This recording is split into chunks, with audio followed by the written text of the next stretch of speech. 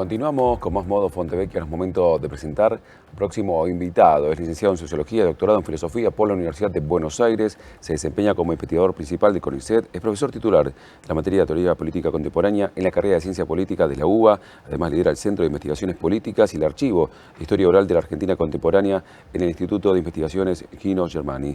Ha escrito de forma individual y en coautoría numerosas obras claves para entender los procesos políticos del país. Recibimos en modo Fontevecchia a Marcos Novaro.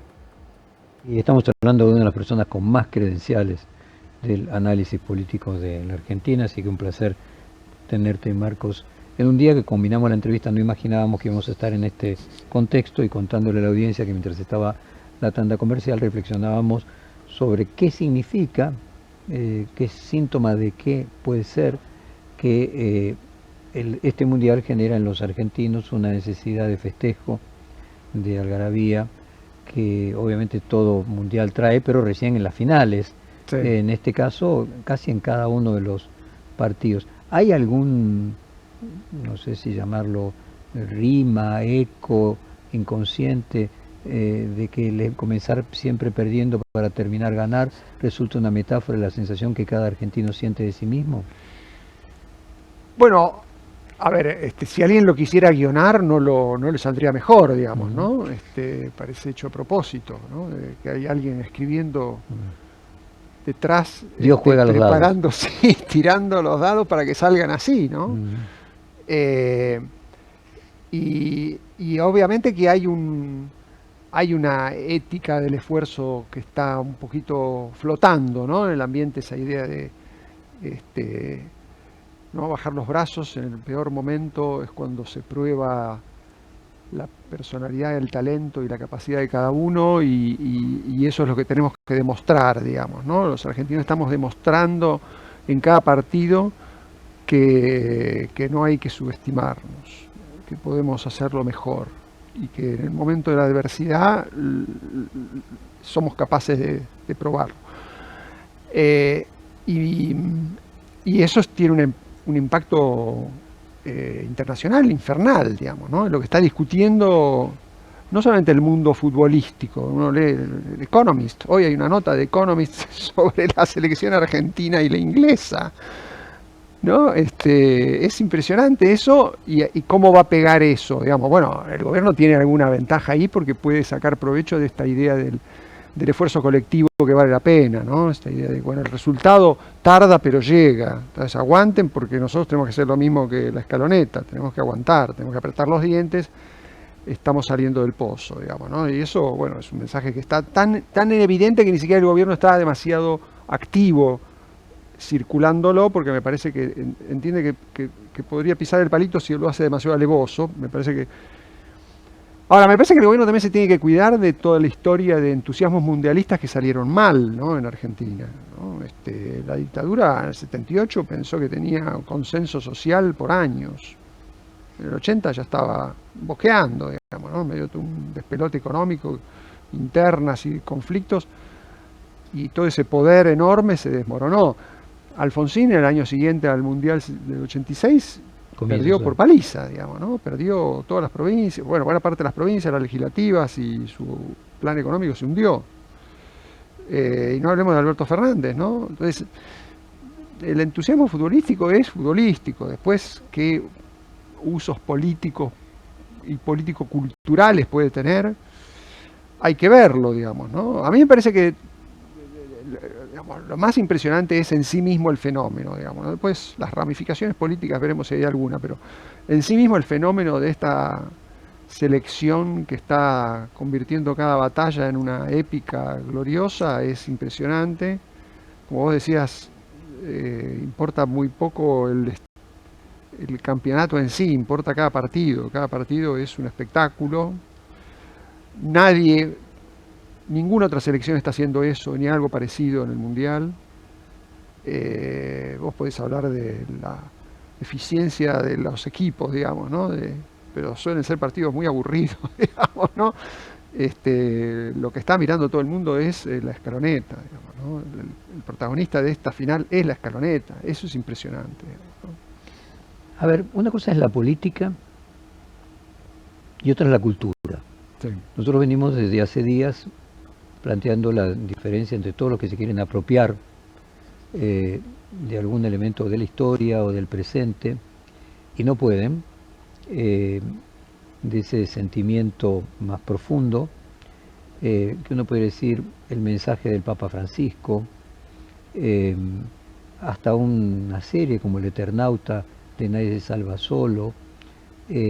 Hay algo de lo colectivo que construye la cultura del aguante argentino, de la resistencia en la adversidad, que pueda tener un corolario político encarnándose en alguien en algún momento que no estemos viendo hoy. No es simplemente que el gobierno de turno lo recibe. Claro. Mirá, yo creo que ese tipo de fenómenos tal vez no se encarnan en una persona o en un gobierno, sino que se encarnan en algunas prácticas que son un poco más difusas, digamos, ¿no? Yo creo que la paciencia que tiene la sociedad con Milei es espectacular. Es una paciencia a pesar de Milei, ¿no? A pesar de él, todo lo que él es, digamos, ¿no? Y que muchas veces conspira contra esa paciencia. Y eso tiene un poco que ver con esta cuestión del aguante, ¿no? O sea que puede ser paradójico que sea exactamente al revés, sí. Que sea un serio problema para el gobierno lo que está pasando, y no algo que lo esté beneficiando. Bueno, ¿no? si pisa el palito, sí, digamos, ¿no? Y si no entiende la enorme fortuna que tiene y lo mucho que tiene que para agradecer, también, digamos, ¿no? Es poco agradecido Milei en eso, y ese ha sido un gran inconveniente, ¿no?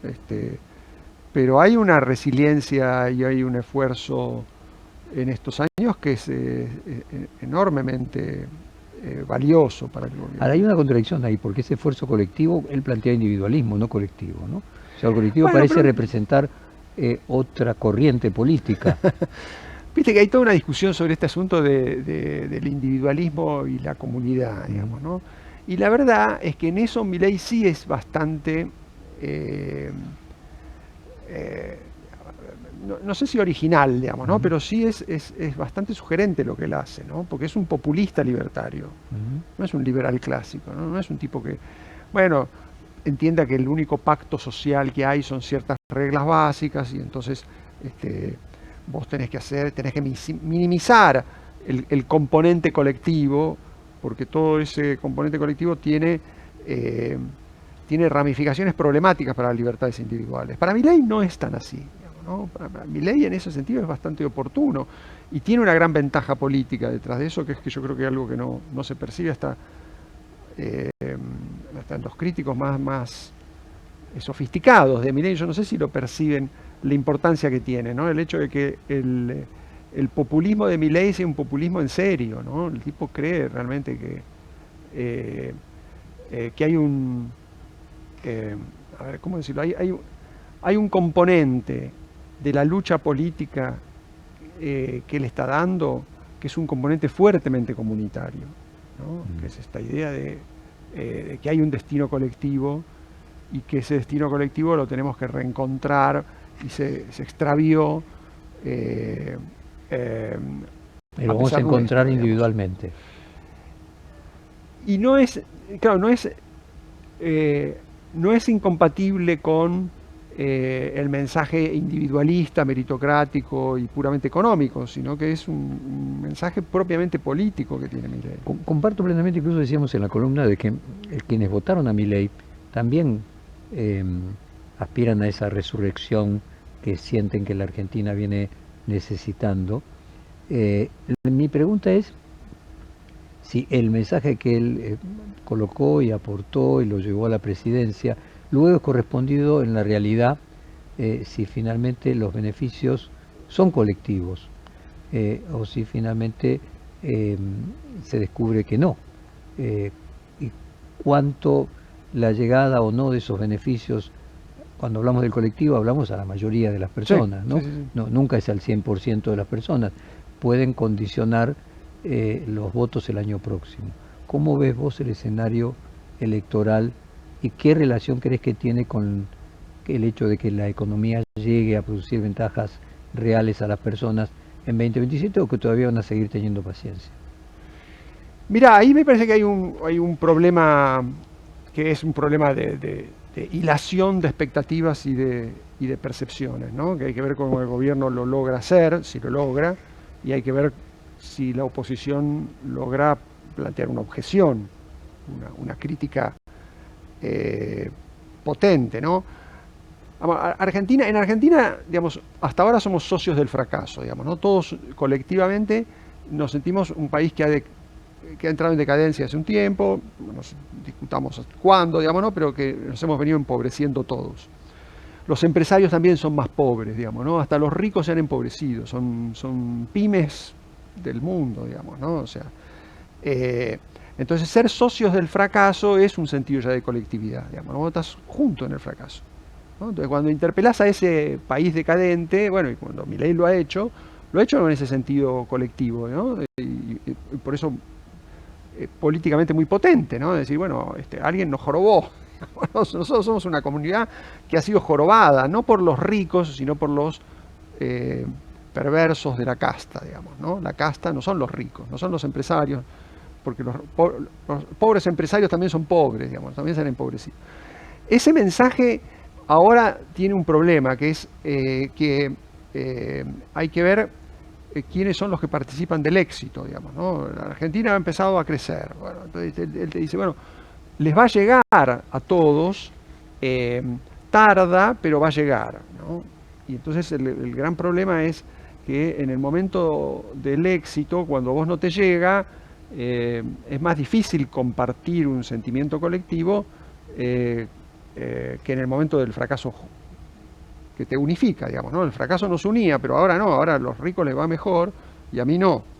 Y ese es el momento en el cual, digamos, estamos discutiendo esto, digamos, ¿no? Que es un momento donde yo creo que el gobierno tiene un argumento que es aguanten porque les va a llegar y entonces van a poder ser socios del éxito, que es mejor que ser socios del fracaso, que es lo que nos va a pasar si volvemos para atrás. Y la oposición tiene el argumento de este es un gobierno injusto y no nos va a llegar. No nos va a llegar porque estamos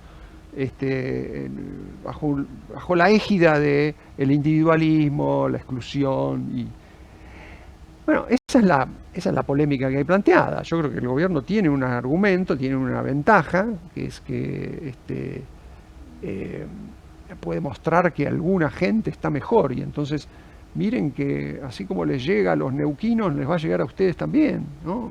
Esperemos que lo que pasa en Neuquén, lo que pasa en Salta, lo que pasa en San Juan, que son provincias que crecen más que el promedio, también nos va a pasar a nosotros si tenemos un poco de paciencia. Bueno, ese es el argumento. Vamos a ver, yo creo que esa discusión es interesante de por sí, digamos, ¿no? Marcos, también me parece que es importante cuánto la sociedad percibe que lo que pasa en Neuquén o en San Juan es mérito del gobierno o hasta mérito de gobiernos anteriores que crearon vaca muerta, por decir de alguna manera, no lo creó el gobierno, y que esos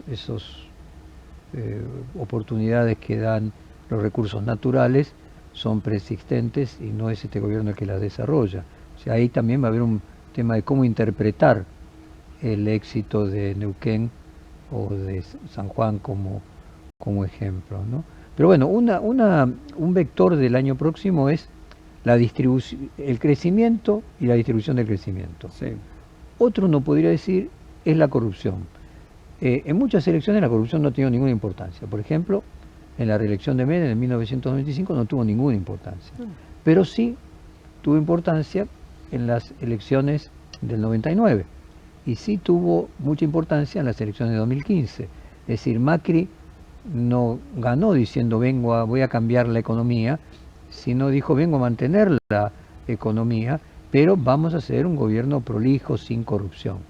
Y de la Rúa mismo tuvo que decir vamos a mantenerla convertida, dijo vamos a mantener la economía, pero no vamos a ser corruptos. ¿Puede tener la corrupción importancia en la decisión electoral del año próximo? ¿O a qué crees que a veces la corrupción es tan importante y a veces la economía es tan importante? Sí, digamos, yo diría que la corrupción es importante en un sistema de de argumentos y de conversaciones cruzadas que la vuelve más importante en determinados momentos, digamos, ¿no? En el 99 fue muy importante porque había también un agotamiento de las expectativas económicas respecto de la convertibilidad tal como Menem la había gestionado, digamos, ¿no? Y el propio bloque que había promovido la convertibilidad estaba en crisis porque Cavallo mismo se había ido de ahí, tenía su propia propuesta, digamos, ¿no? Entonces, acá el bloque que impulsa las reformas y la estabilización podría entrar en crisis si los moderados abandonan al gobierno.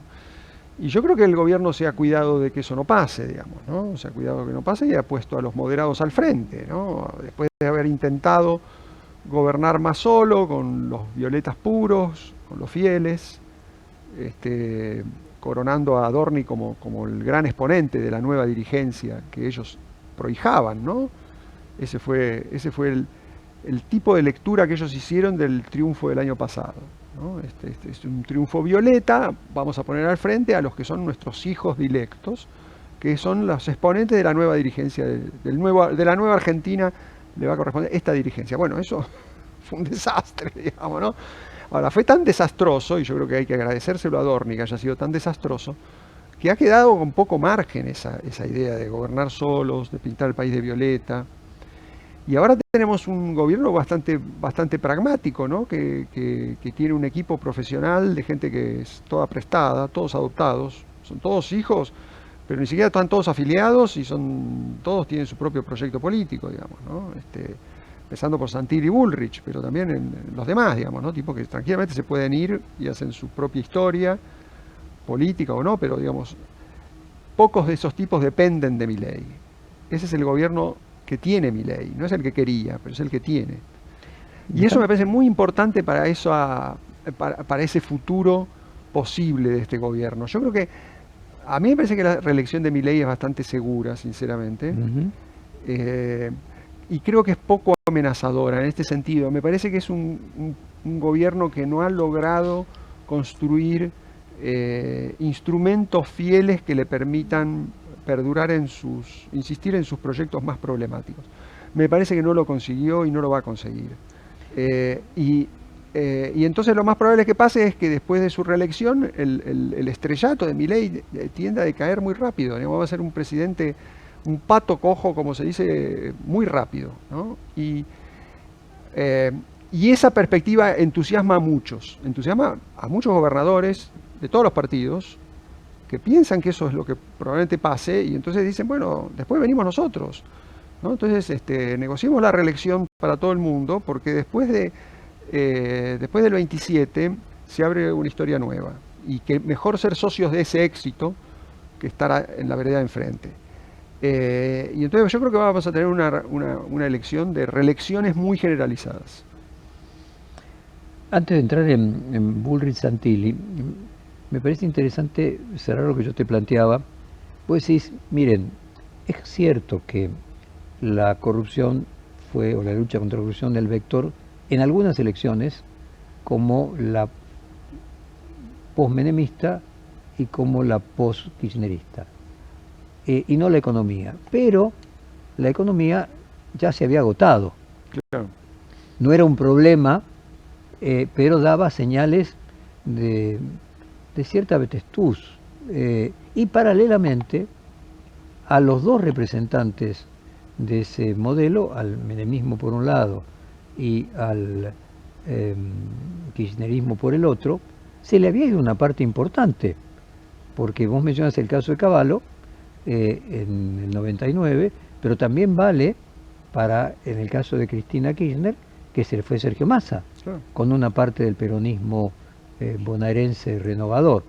Así planteado, uno puede decir, bueno, la corrupción solo importa cuando, uno, la economía no es un problema, pero viene dando señales de agotamiento, y dos, una parte del oficialismo se parte. Sí.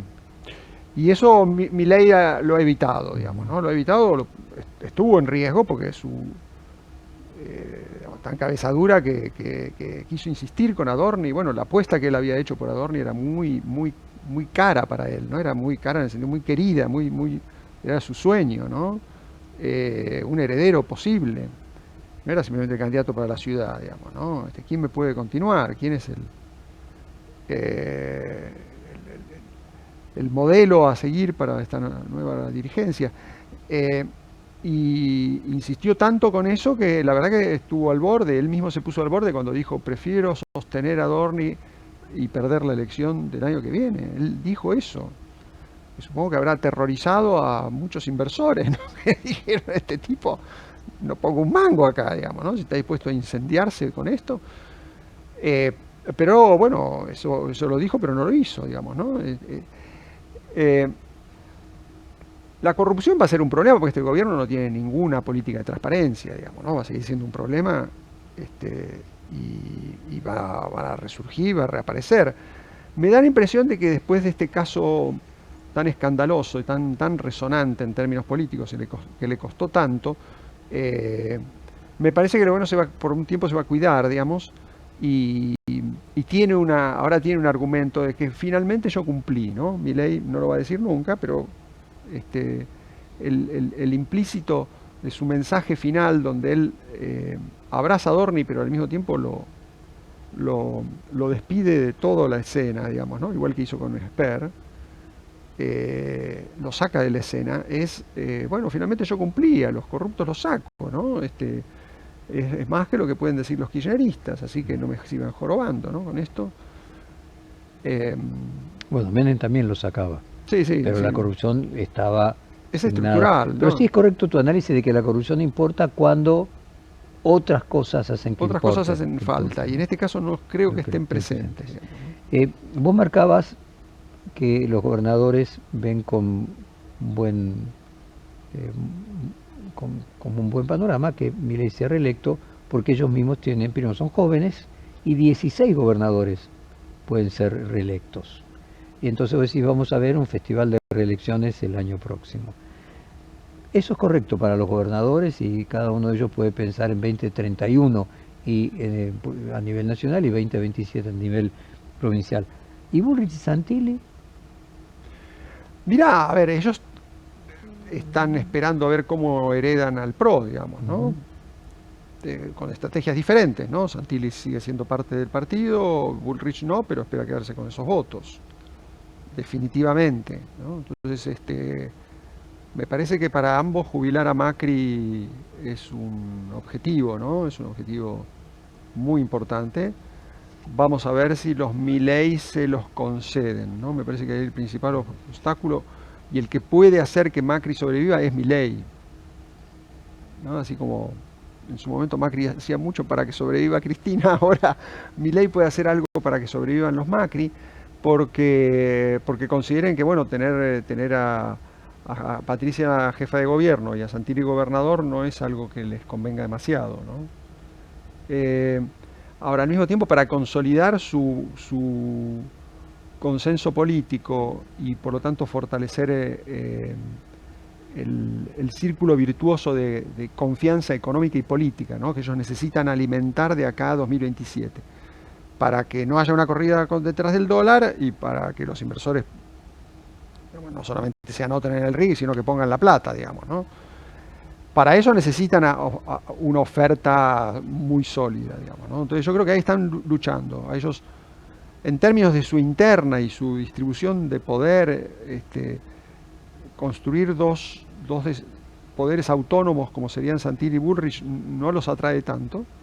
Pero por otro lado, solamente si tienen una oferta muy potente, pueden alimentar ese círculo virtuoso de confianza económica y política, digamos, ¿no? Y entonces yo creo que, bueno, vamos a ver cómo lo resuelven. Me da la impresión de que van a terminar inclinándose por lo segundo, digamos, ¿no? Yo creo que Bullrich y Santilli van a terminar siendo los candidatos de coaliciones amplias en sus respectivos distritos, y eso le puede dar a la elección... Eso sería pelearse con Macri. Sí, a terminar de liquidar el tema Macri, que para Milei ya a esta altura no es un problema, digamos, ¿no? Pero sí lo es para Bullrich y para Santilli, porque ellos tienen, su perspectiva es 2031, digamos, ¿no? Es cómo compiten en 2031, y necesitan esa base, digamos, ¿no? Sería una base más propia. Y vamos a ver cómo se resuelve eso, ¿no? A mí me parece que ahí es donde se disputa el poder del futuro, ¿no? Además de los acuerdos con los gobernadores, ¿no? Eso es el terreno donde se disputa el poder del futuro. No me parece que sea la interna del PJ, digamos, ¿no? O sea, me parece que la interna del PJ le importa a muy poca gente. Vamos al PJ, dale. Hasta ahora hablamos del campo del no peronismo. ¿Y del campo del peronismo? Bueno, lo que pasa es que el campo del peronismo también está ahí, ¿no? Porque ¿cuántos gobernadores peronistas participan de o quieren participar de este show de reelecciones? Formalmente 5, Bueno, panperonistas, a lo mejor llegamos a 8 o 9. claro, bueno, ahí hay un poder muy importante, ¿no? Y yo creo que muchos intendentes y muchos sindicalistas entienden esto. Y por lo tanto van a hacer un saludo a la bandera, van a respaldar la candidatura de Kicillof, pero es una candidatura para ellos by default, digamos, ¿no? En el sentido de que es por descarte, pero no hay otro, porque es el candidato natural y porque es con el que pueden perder dignamente. Pero es una candidatura para perder, ¿no? O sea, yo creo que ninguno de estos mandatarios, ni sindicalistas tampoco, digamos, ¿no? Esperan que Kicillof gane. No creo que hagan nada para que gane. Y necesitan tener, bueno, un partido, tener legisladores nacionales, todo lo que acompaña, digamos. Quiero decir que en el caso del PJ es una táctica electoral defensiva. Yo creo que sí, para Cristina también, digamos, ¿no? Para Cristina está negociando las condiciones en las cuales va a aceptar la candidatura de Kicillof, y esas condiciones son, sobre todo, tener la mayor cantidad de representación posible en la provincia de Buenos Aires. Pero básicamente, si apuesta por la provincia de Buenos Aires es porque realmente nadie espera que Kicillof gane, digamos, ¿no? O sea, nadie, ni siquiera Cristina espera que... No le está disputando la candidatura, porque sabe que no tiene otro, digamos, ¿no? Y porque finalmente yo creo que todos esperan que Kicillof haga un buen papel, ¿no? Y puede ser lo que lo haga. En algún momento Kicillof, para hacer un buen papel, tiene que girar al centro. Me parece que va a esperar a girar al centro y lo va a hacer demasiado tarde, digamos, porque bueno, es el único auténtico progresista que nos queda, digamos, ¿no? Es un progresista en serio, ¿no? El tipo quiere pelearse con el fondo, quiere renegociar la deuda, estatizar de nuevo cosas. Bueno, en eso es demasiado auténtico, digamos, ¿no? Pero es una carta que al peronismo le viene bien, digamos, ¿no? En este momento, para hacer una elección digna. Y ahí, cuando hablas de gobernadores, el tema es que en la provincia de Buenos Aires el gobernador no puede ser reelecto. Claro. Y hasta ahora, como parece claramente, desde el punto de vista de candidato presidencial, hay muy pocos candidatos presidenciales del peronismo, muy pocos. Cada tanto aparece como una alternativa a Sergio Massa, si quisiera volver, pero en líneas generales el candidato natural parece Kicillof. Sin embargo, para gobernador de la provincia de Buenos Aires, formalmente hay anotado 18, pero uno podría decir que hay 4 o 5 que lo disputan seriamente. O sea, hay muchos más candidatos peronistas a gobernador de la provincia de Buenos Aires que a presidente, sí, porque suponen que hay más posibilidades de ganar allí donde no hay balotaje. ¿Cómo ves la disputa en la provincia de Buenos Aires? Donde sí podrían ganar y no poner un candidato para perder. Este yo creo que sí, la provincia la pueden retener. Es cierto que es el ámbito donde están la mayor cantidad de los afectados de este modelo económico, digamos, y eso pesa mucho. Y hay que ver si los libertarios hacen el esfuerzo de entregarle la candidatura en serio a Santilli, ¿no? Permitirle que sea él el que arme una coalición no libertaria. ¿Tenés dudas?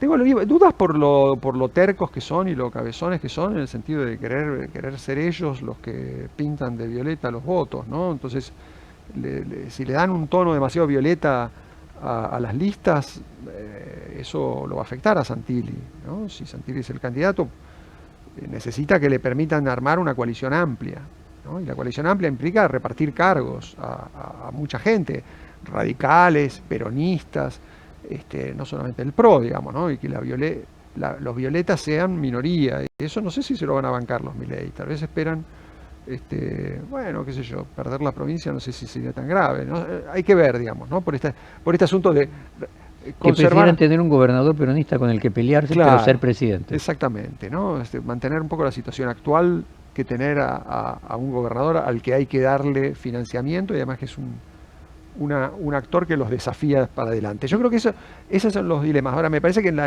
la cuestión de la interna peronista, sí, vos decías, hay un montón de candidatos. Yo creo que si el kirchnerismo puro es razonable, va a presionar para que sea un tipo como Alac, no va a jorobar con poner un Gurka, ¿no? Un camporista. Y hasta podría ir un paso más allá y impulsar al propio Massa a ser candidato a gobernador. Podría suceder. Yo creo que lo que está en discusión no es quién va a ser el candidato, lo principal es quién es el que se fortalece abajo, digamos, ¿no? Quién es el que retiene las intendencias y los cargos legislativos para controlar la provincia. Y ahí hay una disputa feroz entre muchas facciones, ¿no? No solamente es Kicillof contra Cristina o Kicillof contra Máximo, sino que son todos los que quieren más autonomía, más poder, ¿no? Liberarse del cepo de la cámpora. Y vamos a ver cómo termina eso, ¿no? Yo creo que al final del día va a haber acuerdo.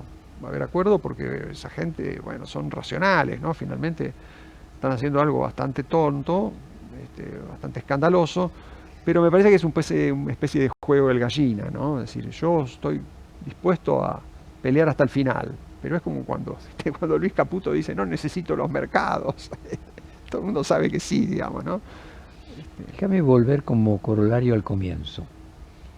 A ver si te interpreto bien. Vos lo que decís es no simplemente que crees que Milei va a ser reelecto y que independientemente de que al día siguiente se convierta en Pato Rengo, sino que además la mayoría de los gobernadores van a ser reelectos, acercándose a Milei.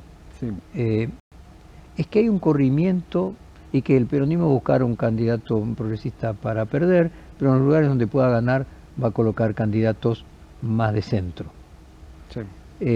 Que el progresismo está ampliamente derrotado en Argentina y hay un corrimiento, no sé si llamarlo ya, más cultural de la Argentina hacia el centro y hacia el centro derecha. Bueno, que hay un corrimiento hacia la derecha sin duda, digamos, ¿no? Que no ha sido todo lo contundente y homogéneo que Milei esperaba, ¿no? No ha podido instalar su agenda. Ha batallado con sus temas de género, de derechos, de inmigrantes, una cantidad de cosas que le interesan a muy poca gente, ni siquiera su propio espacio está unificado respecto de eso. Entonces, a diferencia de Trump y de otras nuevas derechas más contundentes en términos de programa, Milei ha tenido una situación bastante repartida, ¿no? Donde los temas económicos ha podido avanzar hasta cierto punto, en la mayoría de los otros temas no. Y eso es una enorme ventaja para el gobierno, no para la autoridad de Milei, no para el proyecto personal de Milei, ni el proyecto libertario, sí para el gobierno de Milei, digamos, ¿no? El gobierno de Milei ha ganado viabilidad, consenso, apoyo y ha tenido posibilidades de construir una coalición legislativa gracias a eso, digamos, ¿no? A que fue seleccionando los temas en los que podía avanzar y en los que no. Y lo vemos incluso ahora con la reforma política, ¿no? La terquedad con la que trata de eliminar las PASO, que es un tema muy tramposo, ¿no? Porque el argumento de los libertarios es que no haya ninguna interferencia del Estado sobre los partidos, pero en realidad detrás de eso lo que está es la idea de que si yo tengo el control del Estado Nacional, soy el único que unifica una propuesta nacional. Bueno, es más estatista que eso no hay, digamos, ¿no? O sea, yo unifico el poder con las cajas y los cargos nacionales. Es muy tramposo Milei en eso, digamos, ¿no? Pero claramente hay una resistencia en su propia coalición a eso, ¿no? Bullrich no está negociando eso, está negociando una salida intermedia, ¿no? Se suspendan las PASO, pero siga la discusión sobre una reforma del sistema. Porque todos saben que en el futuro necesitan esas reglas para construir coaliciones, que no van a tener la misma suerte que tuvo Milei, ¿no? De construir una coalición desde el llano. Entonces yo creo que, digamos, se dice mucho, bueno, Milei el día que se va a ser reelecto va a ser muy amenazador para la democracia. No es así, ¿no? Yo creo que la capacidad que tiene Milei de hacerle daño a la democracia era baja desde el principio y va disminuyendo por sus crecientes compromisos con el sistema político, que ha ido asumiendo por la necesidad de sobrevivir. Y a pesar de él, ¿no? Y a pesar de todo lo que él sueña con hacer, que me parece que va a quedar en agua de borrajas, ¿no? Me parece. Es interesante porque cuando yo te pongo el planteo de la palabra derecha como con un significante vacío, tan posible cargar de tantas cosas, vos vas a las cuestiones más de fondo, inmigración, por ejemplo, cuestiones culturales. Entonces quiero precisar mi pregunta respecto a la economía. O sea, ¿imaginás que hubo una lección en los argentinos respecto de que distribuir sin crear riqueza, o te lo pondría de esta forma, que hay más foco en crear riqueza que en distribuir riqueza y que es orden permanente y un triunfo cultural de Milei en ese sentido? Sí, pero pondría algunas consideraciones, ¿no? Hay un temor a que, de nuevo, si Milei tiene éxito, se va a instaurar una economía de exclusión Ujú. legitimada y aceptada. A eso me refería. Ojo, esa economía de exclusión la creó el progresismo, Ujú. ¿no? El progresismo ha sido una máquina de crear exclusión, de esta celebración de la villa miseria, del pobrismo. Eso es el progresismo en Argentina. Entonces, Milei tiene un discurso igualitarista, ¿no? Igualitarista a su manera, que es todos vamos a tener posibilidades porque el mercado va a ser extremadamente exitoso, va a ser tan exitoso, parece una promesa de igualación, ¿no? A través del comercio y del intercambio vamos a tener mucho más beneficios que a través del Estado. Como promesa igualadora va a frustrarnos, porque eso no va a ser así, digamos, ¿no? Exacto. Ahora, cuando se genera esa frustración, ¿qué va a pasar con la gente? ¿Va a volver para atrás y va a decir, no, volvamos al progresismo Pero pobrista? solamente hay un progresismo pobrista, cuando, nuevamente un tema, una quadratio termini, cuando usamos la palabra progresismo, quiere decir kirchnerismo. No solamente, ¿no? Porque hay mucho de ese pobrismo que es más amplio, ¿no? Ujú. Es más amplio. Hay mucha gente de izquierda que es... bueno, el trotskismo en Argentina es un fenómeno único en el mundo, ¿no? Una izquierda trotskista que pueda sacar 10 puntos. No existe en ningún lugar del planeta. Y eso no es kirchnerismo, le están reclamando al kirchnerismo que no ha sido consecuente con celebrar. ¿No ves allí una fuga del kirchnerismo al trotskismo? Es decir, que Sí, lo que sí, crece el sí, no, me parece trotskismo que eso es lo que lo está pierde pasando. el kirchnerismo y que entonces finalmente estamos hablando de kirchnerismo, más allá que no Bueno, se llamen trotskistas. culturalmente hay Sí. fronteras muy lábiles ahí porque hay muchas figuras kirchneristas que han sido antes trotskistas, ¿no? O sea, ¿habrá socialdemocracia en la Argentina? A ver, yo tenía ese sueño hace un tiempo, me frustré varias veces con ese sueño y ahora me parece que no es que yo me haya hecho de derecha, sino que me parece que las chances de que haya... Realista. Los bueno, años hacen realista. me he hecho más centrista, por decir así, fruto de que yo creo que para que la izquierda cambie en Argentina va a hacer falta mucho tiempo, ¿no? El peronismo tiene que sufrir muchas derrotas para que de eso, muchas más derrotas de las que ya sufrió, para que de ahí surja algo nuevo. Me parece que la socialdemocracia es un sueño muy lejano, ¿no? La izquierda, como está reaccionando frente a Milei, está haciendo lo mismo que hizo frente a Menem. No entiende nada, sinceramente, ¿no? Incluso los mejores, digamos, ¿no? Lo que dicen es, bueno, es Trump, ¿no? Mezclan todo, no, esto no es Trump, esto es una cosa completamente diferente. Porque Argentina es un país muy diferente y porque la gente está cooperando con Milei para lograr otras cosas, y eso no es lo que pasa en muchos otros países donde ha triunfado la derecha dura, digamos, ¿no? Se llama la ultraderecha. No es lo mismo. Y eso me parece que la izquierda lo tiene que entender. ¿Cuánto tiempo hace falta para que lo entienda? No lo sé, me parece que mucho. El sindicalismo lo tiene que entender. Me parece que el sindicalismo lo está entendiendo mejor que muchos intelectuales progresistas. Porque así como entendieron mejor a Menem, ¿no? Me da la impresión de que falta mucho para eso, pero falta mucho también para una construcción de un sistema político más o menos razonable, ¿no? O sea, también la derecha va a tener este mismo problema, por lo que yo decía. Me parece que Milei va a ser un pato cojo muy pronto, que queda un año, no mucho más. Y después, ¿qué va a pasar con la derecha? ¿Qué va a hacer la derecha? ¿Qué tipo de derecha vamos a tener? No se sabe, digamos. ¿Cuándo te ilusionaste con una socialdemocracia? ¿Con Alfonsín? ¿Cuáles son esas ilusiones? Bueno, sí, yo era un opositor progresista a Alfonsín, digamos, ¿no? Soñaba con de ahí iba a surgir algo. Y después yo fui un progresista opositor a Menem. Uh-huh. Pero bueno, tratando de modernizar ese progresismo, digamos, ¿no? Chacho Álvarez, por ejemplo. Sí, yo trabajé mucho con ese tipo de gente, digamos, ¿no? Y después, también de un progresismo que resistió al kirchnerismo, ¿no? Antes de esta absorción de la izquierda por el kirchnerismo. Que se le acarrió. Sí, con la gente bueno, trabajé un tiempo con Margarita Stolbizer, trabajé con gente con radicales que eran aliancistas, digamos, ¿no? Ese tipo de oferta. ¿Y qué te generó ese pesimismo? Pero yo No, podría a ver, hacer más o menos la misma historia. La misma historia. Sí, no, yo creo que somos muchos los que hicimos muchas de esas historias. Me parece que, a ver, se han dado muchos eventos a través de los cuales las propuestas de izquierda modernizadoras se frustraron. Se frustraron con Alfonsín, se frustraron con Chacho Álvarez, se frustraron en la oposición al kirchnerismo, ¿no? Con Carrió. Y esa frustración alimentó el regreso a las fuentes del izquierdismo más amplio, digamos, ¿no? El izquierdismo volvió a sus fuentes. ¿Y sus fuentes cuáles son? El nacionalpopulismo, el marxismo, el anticapitalismo. Y eso es lo que explica que muchos no kirchneristas durante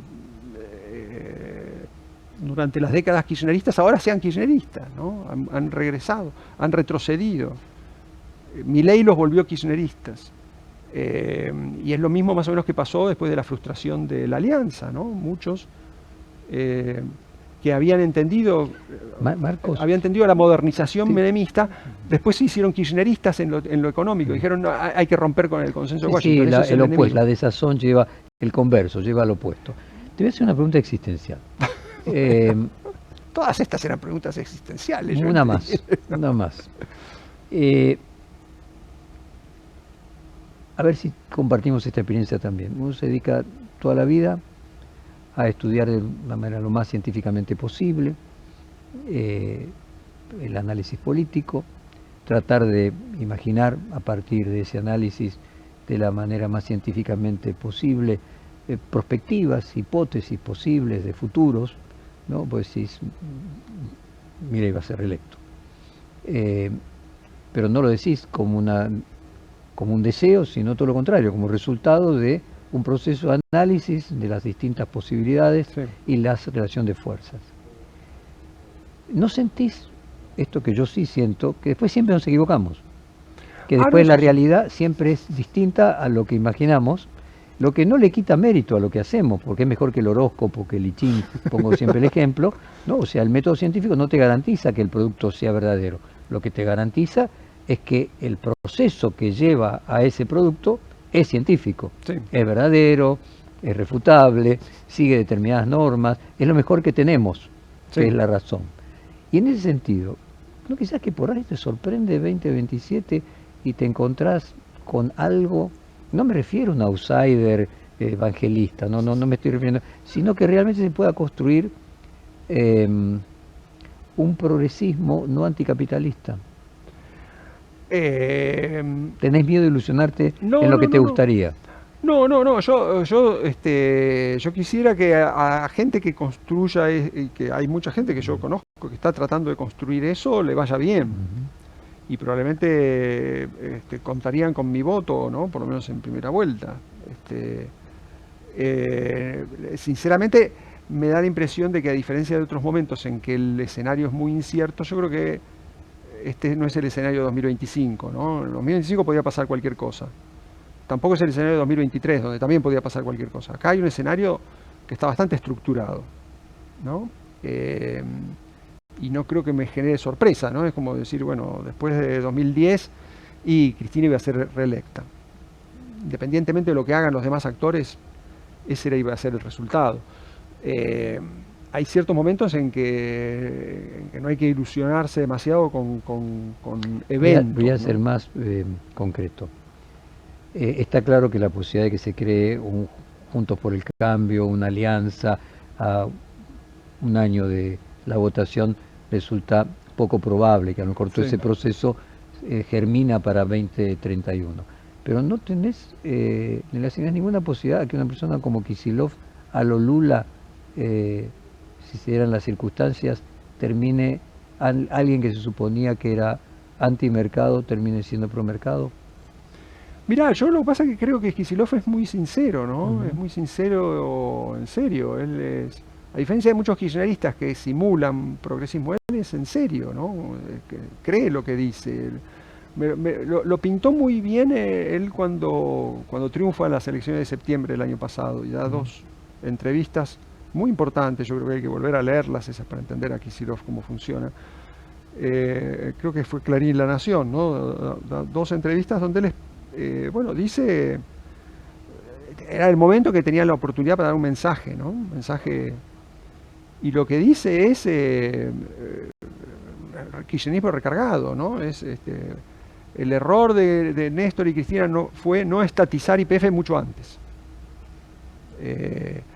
Y el segundo error de Cristina y de Alberto fue seguir negociando con el fondo.